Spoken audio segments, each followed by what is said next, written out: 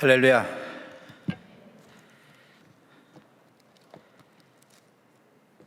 저는 하이델베르크에서 11년째 교회를 섬기고 있고요. 독일에 간 지는 이제 17년이 지났습니다. 저희 교회, 제가 섬기는 교회는 2015년부터 이민교회이면서도 독일 교회의 한 교회입니다. 그래서 독일 교회와 함께 여러 가지 일들을 감당하고 있고, 또 지역 사회에 복음의 빛을 발하기 위해서 고군분투하고 있는 가운데 있습니다. 오늘 이렇게 여러분들, 이렇게 젊은 우리 친구라고 해도 되겠습니까? 제가 주일학교 아이들한테 항상 친구라고 해요. 중고등부 아이들한테. 우리 친구들.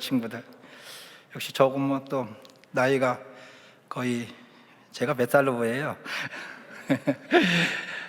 50대 중반이에요. 제가 50대 중반인데, 어쨌든 제 딸이 25살이고 제 아들이 22인데 참 염려스러워요. 제가 오늘 이 설교한다는 게. 왜? 제 딸이, 제가 한국을 이제 방문하면서 딱 한마디를 하더라고요. 아빠, 젊은 사람들 앞에 가서 꼰대짓 하지 말라고. 근데 오늘 이 꼰대 설교를 할까 참 두렵습니다. 예, 어쨌든 간에 여러분들하고 이렇게 함께 말씀의 교제를 나눌 수 있다는 것을 하나님께 감사드립니다.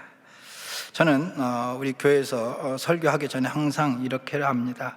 아까 우리 목사님께서도 인사 교제를 이렇게 하시는데 참 그게 중요해요. 여러분, 목사님이 인사하십시오 하면은 정말 행복한 모습으로, 즐거운 모습으로 인사를 나눌 수 있는 교회가 돼야 돼요.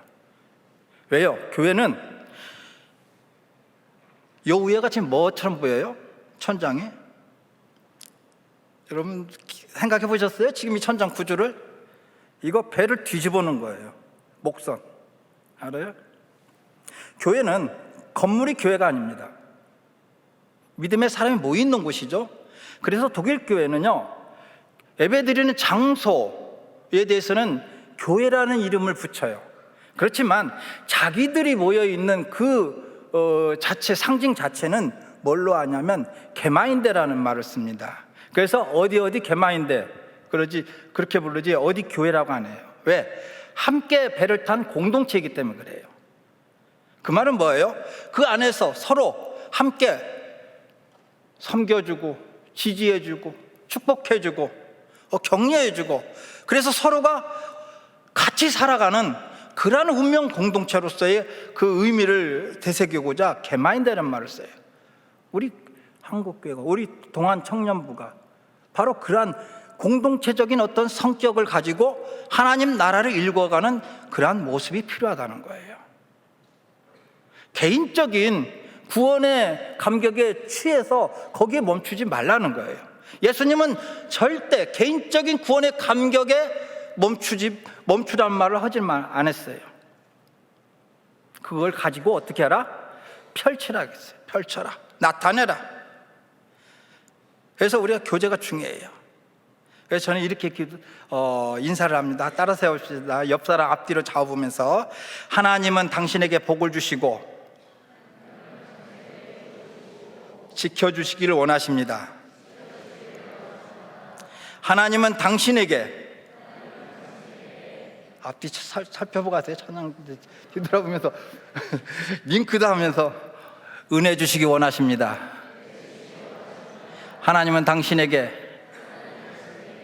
평강 주시기를 원하십니다.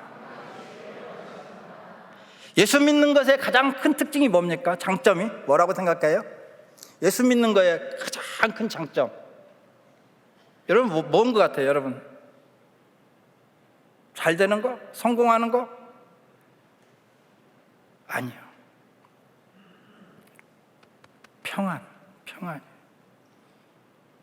평안했을 때가 가장 영적으로 가장 충만된 상태예요. 평안하지 못하고 막 흔들흔들하고 불안하고 근심 걱정이 있을 때는 영적으로 지금 공격받는 상황이에요. 그렇기 때문에 이 평안, 그래서 여러분들이 늘 성도 간의 교제를 나눌 때 그러한 모습으로 행하기를 바랍니다. 여러분, 오늘 교회 오실 때 입고 오신 옷을 가장 좋은 옷, 편한 옷을 입고 오셨을 텐데 그 옷을 상대방이 볼 때는 어떤 느낌을 가질 거라고 생각도 할 거예요. 그렇죠? 이 옷은 나를 나타내는 거고 나를 표현하는 거예요. 또 이 옷을 만든 디자이너도 그러한 철학을 가지고 그 옷을 만들어서 판매하는 거고요. 그렇죠? 오늘날 커뮤니케이션이 중요해요. 세대와 세대 사이의 커뮤니케이션, 교회 안에서도 마찬가지예요. 이 대화가 중요해요. 서로를 알고 또 그 관계를 유지하기 위해서는 이 표현이 중요해요. 어떤 사람은 말투가 직선적이기도 하고, 어떤 사람은 유머스러워하고, 어떤 사람은 어때요? 빌빌 꼬아서 그냥 거기에 정말 깊이 해석을 가미해야 알아들을 수 있는 말을 하는 사람도 있고 그래요. 중요한 것은 상대방에게 나를 어떻게 전달하느냐가 중요하죠. 어떻게 표현해 주느냐가 중요해요. 그래야 관계가 유지가 돼요. 여러분들이 소모임 그룹을 합니다만은 그 그룹 안에서도 나를 갖다 표현하지 않으면 상대방은 아무것도 몰라요.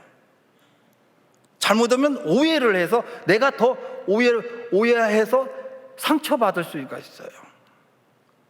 여러분, 교회 안에서 왜 상처받아요? 교회 안에서 상처받는다는 것은 말도 안 돼요. 근데 우리는 어떻습니까? 상처를 많이 받아요. 그룹 모임하면서 누군가 보면서 섬기면서 상처를 받아요. 왜 그럴까요? 그것은 표현이 안 되기 때문에 그래요. 서로에게 서로를 표현 안 되기 때문에. 그렇습니다. 우리 신앙에 있어 표현이 중요해요. 예수님은 그래서 그 표현을 어떻게 하라겠어요? 예수님은 신앙의 표현을 사랑하는 제자들에게 너희는 가라, 세상으로 가서 나의 온 것과 고난과 십자가와 죽음과 부활을 알려라. 너희는 온 참으나 만민에게 복음을 전하라. 이 바로 복음이 그거예요. 그래서 너희는 땅끝까지 내 이르러 증인이 되라고 표현하라고 주님은 분명히 말했어요. 우리는 그걸 전도라고 말을 하죠. 전도는 표현입니다. 내 신앙을 상대방에게 알리는 거예요. 표현하는 거예요. 예수 믿으세요가 아니에요. 내가 예수를 이렇게 믿고 있습니다. 나는 이렇게 예수를 믿는 사람입니다 라고 표현하는 것이 전도예요. 그렇습니다. 그렇기 때문에 나를 표현하는 데 중요하죠. 오늘 우리가 읽은 이 본문은요, 그러한 고민을, 그리고 그것을 어떻게 나가야 되는지를 대한 길을 우리에게 제시하고 있는 본문이기도 합니다. 교회가 우리 여기 동안교회는 그게 없는데 이제 많은 교회들이 앞에 휴장을 갖다 이렇게 걸어놓죠. 십자가에도 휴장을 걸어놔요. 교회의 색깔이 뭐가 있대요? 빨간색이 있고 보라색이 있고 흰색이 있고 녹색이 있어요. 그렇죠? 지금은 무슨 색깔 기간이에요? 흰색 기간이에요. 부활절 6번째 주일. 부활절은 흰색이에요.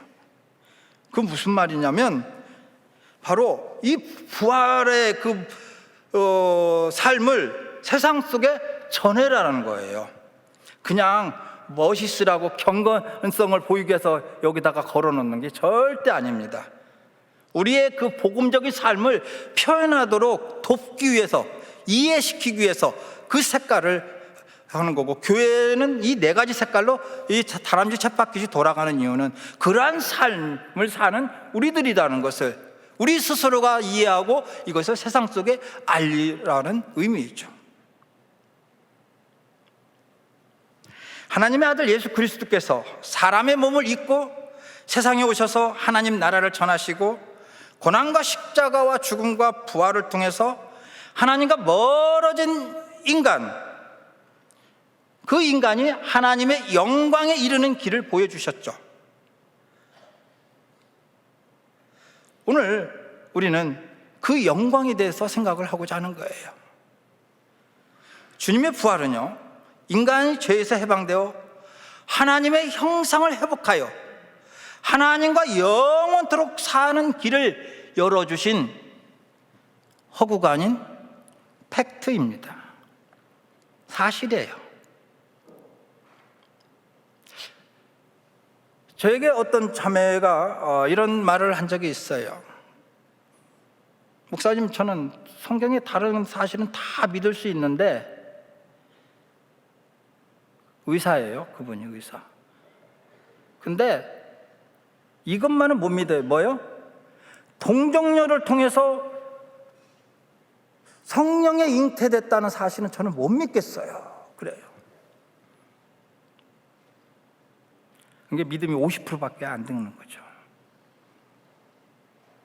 여러분, 주님의 부활은요, 인간이 죄에서 해방되어 하나님의 형상을 회복하여, 그래서 하나님과 영원토록 사는 길로 나아갈 수 있는 길을 보여주신 거예요. 다시 말하면 인간이, 썩어질 몸으로 된 인간이 하나님의 영광의 옷을 입게 된다는 것을 의미하죠. 그렇기 때문에 오늘 본문에서요, 사도 바울은 이렇게 말을 합니다. 나는 현재 우리가 겪는 고난은 장차 우리에게 나타날 영광과 비교하면 아무것도 아니라고 생각합니다. 나는 현재 우리가 겪는 고난은, 현재 고난은 장차 우리에게 나타날 영광과 비교하면 아무것도 아니라고 생각합니다. 여기서 현재의 고난과 미래의 영광이 대조가 되고 있어요. 여러분, 현재의 고난은 어떤 겁니까? 우리의 몸과 영이 이 땅에서 피부로 느껴지는 감각적인 거예요. 반면에 장차 다가오는 영광은 상상되어지는 겁니다.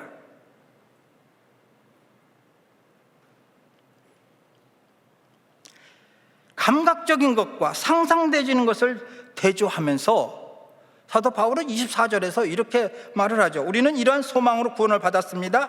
눈에 보이는 소망은 소망이 아닙니다. 보이는 것을 소망하는 사람이 어디 있겠습니까? 결국 이것이 의미하는 건 뭡니까? 다가오는 하나님의 영광은 이 땅에서 소망이 없는 인생들에게 소망이 되었고, 그것이 구원의 삶을 살게 한 직접적인 자신의 동기가 되었고 신앙의 출발이 되었다고 사도 바울은 말을 합니다. 여러분의 신앙의 출발은 무엇입니까? 여러분이 예수를 믿게 된 동기는 무엇입니까? 바로 그것이 내 안에서 정확하게 이해가 되고 정리가 돼야 복음을 올바로 표현할 수 있는 사람이 되는 거예요. 이것이 되지 않으면 복음의 복자를 갖다 말도 못하고 표현도 못해요. 사랑하는 여러분, 사랑하는 친구들이요, 여러분은 지금 여기 대학부니까 대학에 그 학업을 하는데 고군분투하고 있어요. 그렇죠? 제 아이들이 대학을 다니는데 그냥 쭉 저기 하다가도 꼭 학기 말만 되면 그냥 긴장 상태로 들어가요. 그리고 때로는 자신이 없으면 그 시험을 포기를 해버려요. 시험 보고 나서도 결과에 그냥 일희일비합니다. 왜요? 독일은요, 딱 2번밖에 기회가 없어요. 근데 이 학부 시절에는 교수님들이 점수를 잘 안 줘요. 그래서 2번 떨어지면 전과를 하든지 아니면 다른 길을 찾아야 될 그런 시스템이죠. 그러니까 그 학업에 찌들려서 정신이 없죠. 여러분도 마찬가지일 거예요. 뭐 학업뿐만이 아니라 뭐 여러 가지 엮인 여러 가지 일들로 인해서 참 힘든 하루하루를 보내고 있다고 봅니다, 저는. 그렇죠. 그래서 우리는 이렇게 정리할 수 있어요. 인생은 삶의 고난의 행군이다. 그렇죠. 고난의 연속이에요. 마음 편할 날이 그리 많지 않잖아요. 늘 해결해야 될 문제가 있고, 거기에 관계로 인해서 여러분들 젊은 친구들 사이에 막 친구들하고 이렇게 관계하면서 서로 기분 나쁜 일, 어려운 일, 힘든 일 얼마나 많아요. 거기다가 몸에 병이라도 들면 삶이 싫어질 정도로 괴롭고 힘든 나날을 보내게 되죠.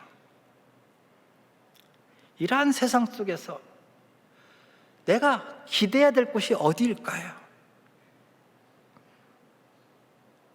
사람들은 그 기댈 곳을 찾으려고 노력을 하죠. 그래서 어떤 사람은요, 그 기댈 곳을 고민하면서 그것을 정리하기 위해서 뭘 합니까? 여행을 하죠. 여행. 요즘에 여행을 많이 하시는데 또 그러한 모습들이 있지 않을까 싶어요. 또 어떤 사람은요, 종교적인 열심을 합니다.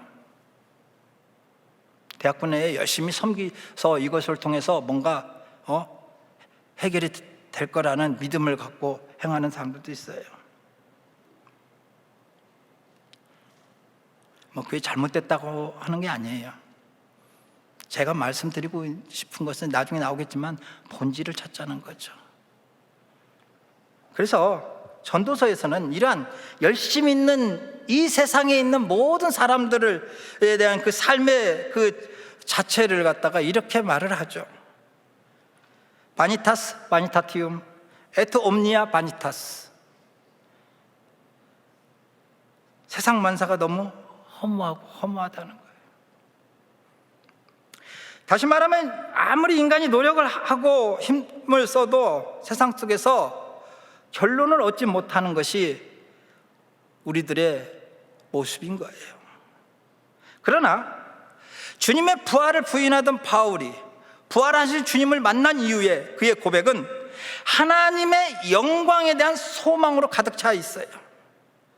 그리고 그것을 나타내고자 그는 복음 전하는 일에 올인했다고 말을 하죠. 바로 왜 사도 바울이 복음 전하는 일에 올인했습니까? 하나님의 영광에 나아가는 그 가치가 세상에 그 무엇보다도 더 가치 있고 자신의 궁극적인 미래가 되기 때문에 그래요. 여러분은 지금 어디에 투자하고 있습니까? 여러분은 자신을 어디다가 지금 올인하고 있습니까? 사도 바울은요, 그 당시에 자신이 가지고 있는 배경을 가지고 엘리트적인 기득권적인 그러한 삶으로 살 수 있는 형편이었어요. 그러나 그는 뭐라고 고백합니까? 예수를 만난 이후에 복음에 올인하면서 그는 뭐라고 했어요? 이 모든 것을 다 배설물로 여긴다고 했어요. 세상의 이 가치, 세상 사람들 부러워할 그 가치를 그는 오히려 배설물로 여기고 자기는 이 복음을 위해서 올인하겠다. 그러기 위해서 자신은 어떻게 한다고요? 날마다 죽는다고 했어요.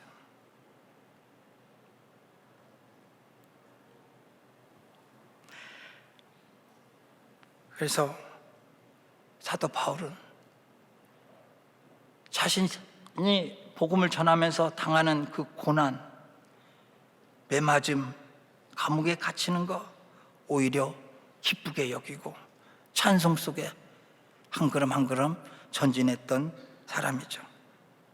바로 그 어떤 가치 비교하더라도 비교 대상이 안 된다는 거예요.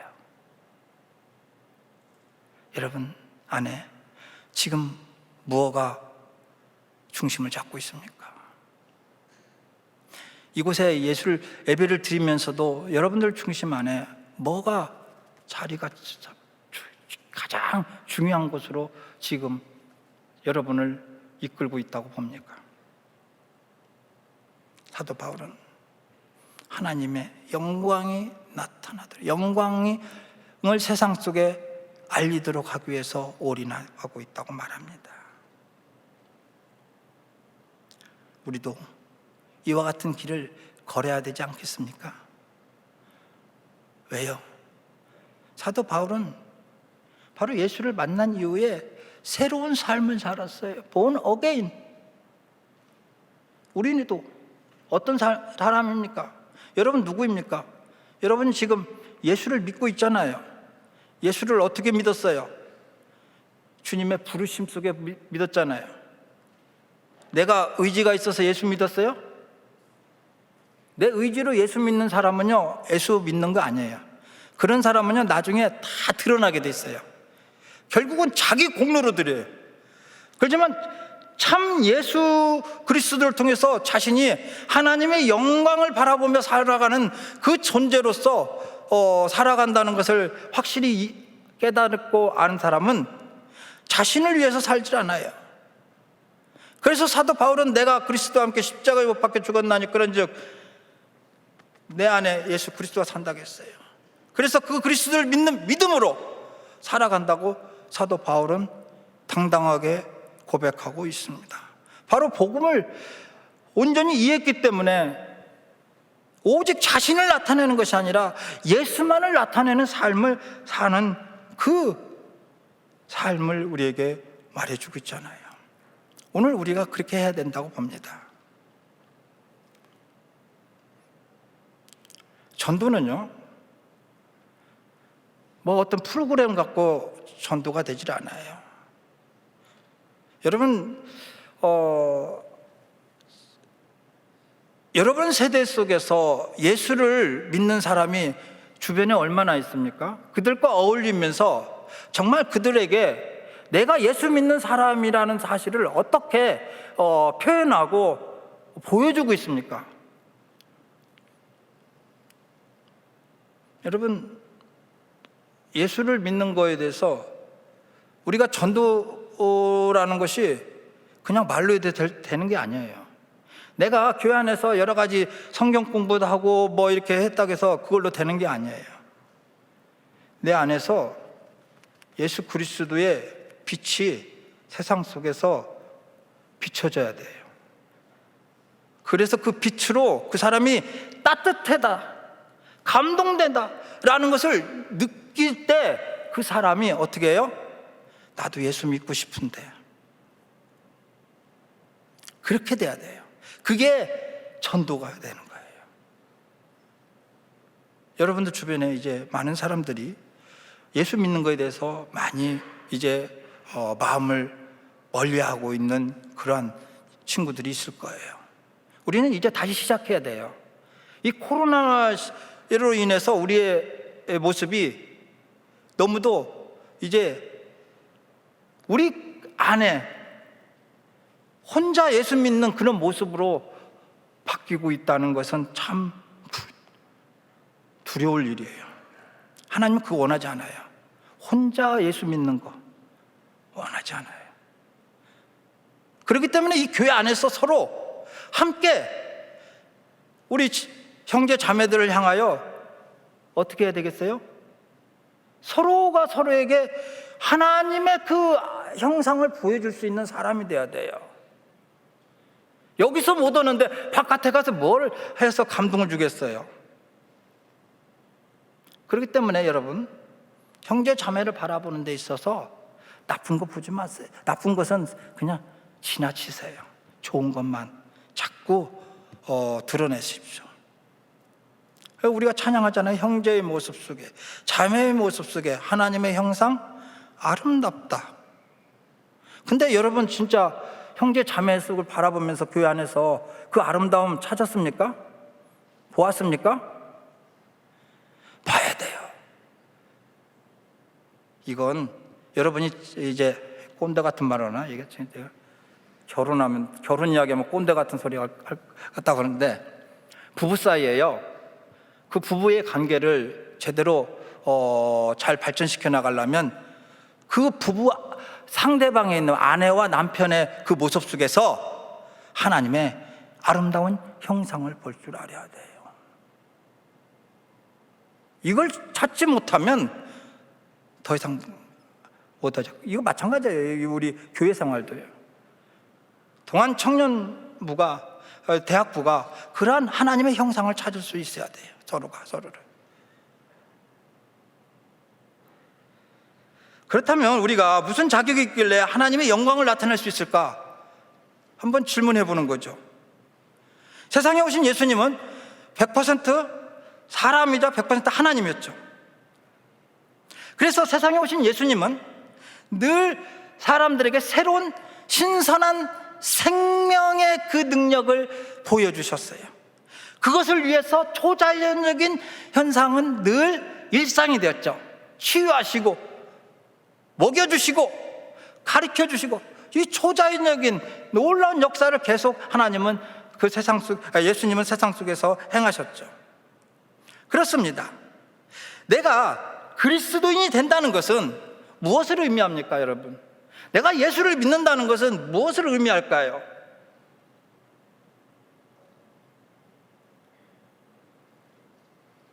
주님의 마음을 품는 거죠.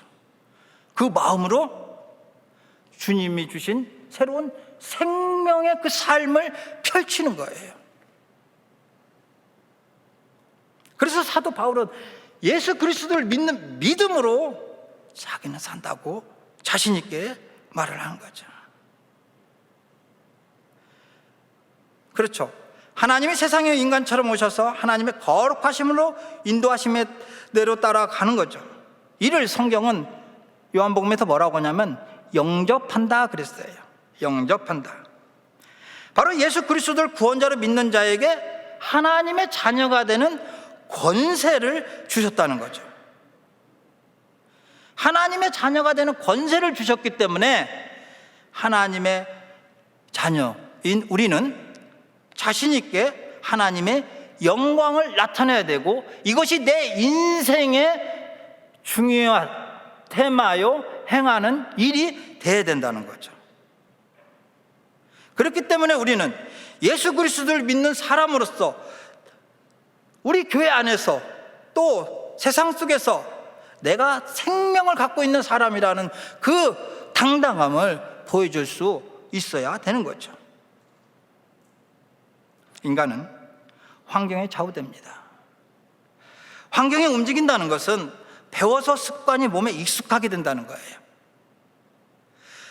그래서 로마서 8장 5절에서 보면은 인간의 습성을 이렇게 말을 하죠. 어떻게 해요?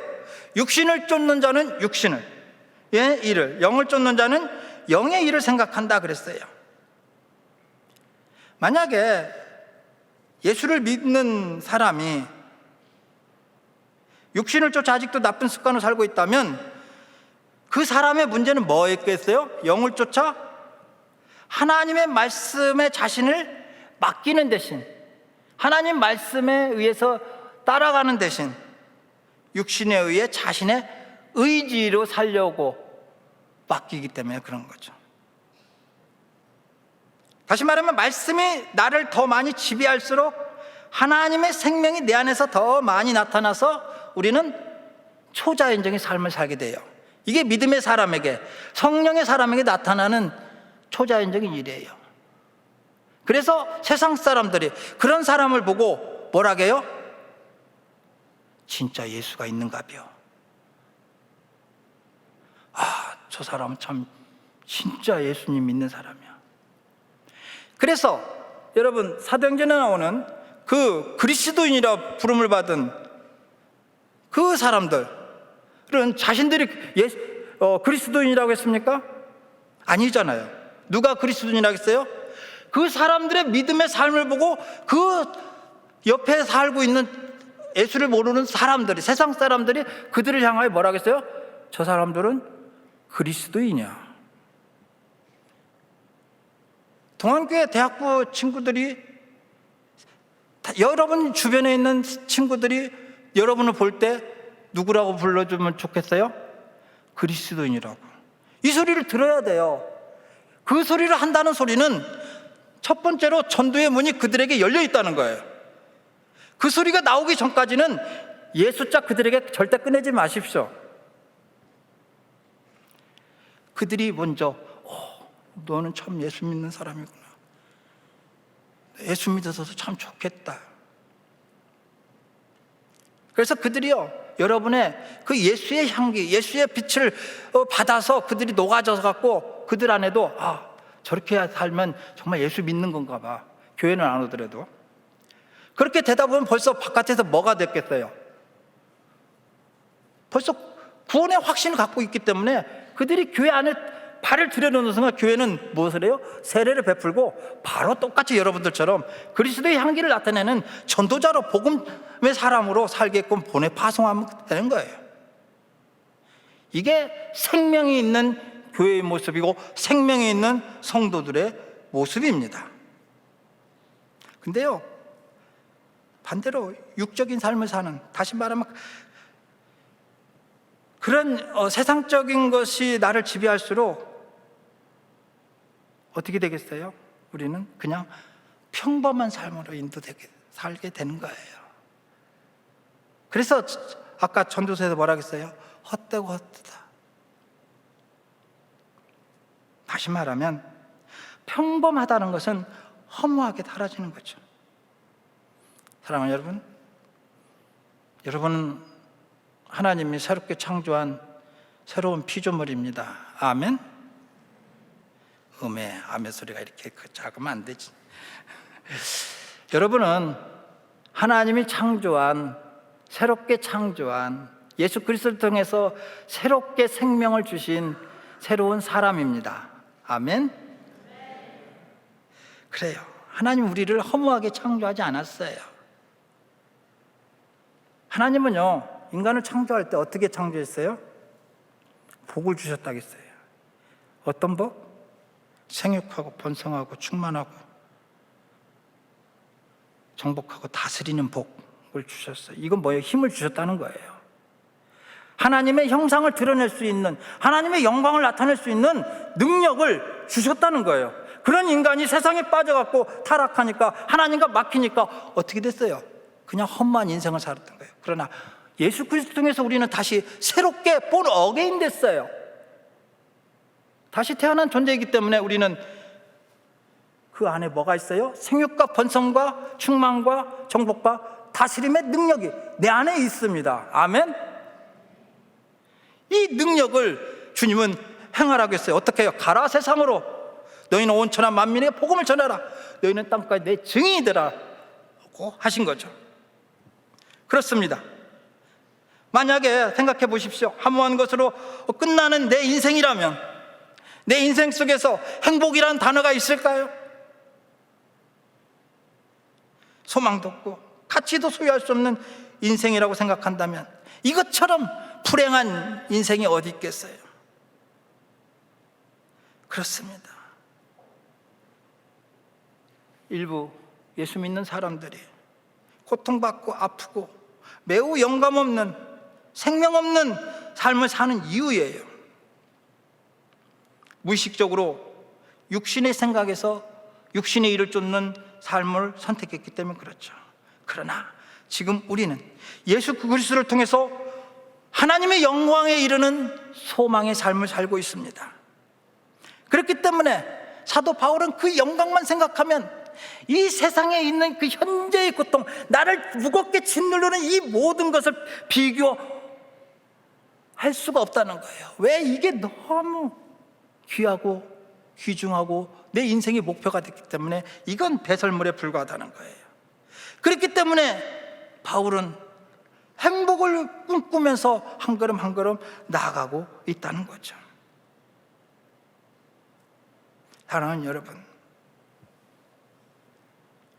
예수 그리스도의 이름에 힘입어서 우리가 한 걸음 한 걸음 나갈 때 바로 그리스도 예수 안에서 더 많은 은혜로운 삶이 펼쳐지는 것입니다. 그 은혜 속에서 우리는 소망하며 하나님의 영광에 나아가는 그 믿음의 삶을 살게 되는 겁니다. 이것이 바로 새롭게 창조된 피조물로서 하나님의 자녀로서 사는 것을 기억하시기 바랍니다. 그렇기 때문에 하나님의 영광을 나타낸다는 것은 그리스도가 나를 통해 말씀하게 하고 예수님이 나의 눈을 통해 보시게 하고 나의 손으로 일하도록 맡기는 거예요.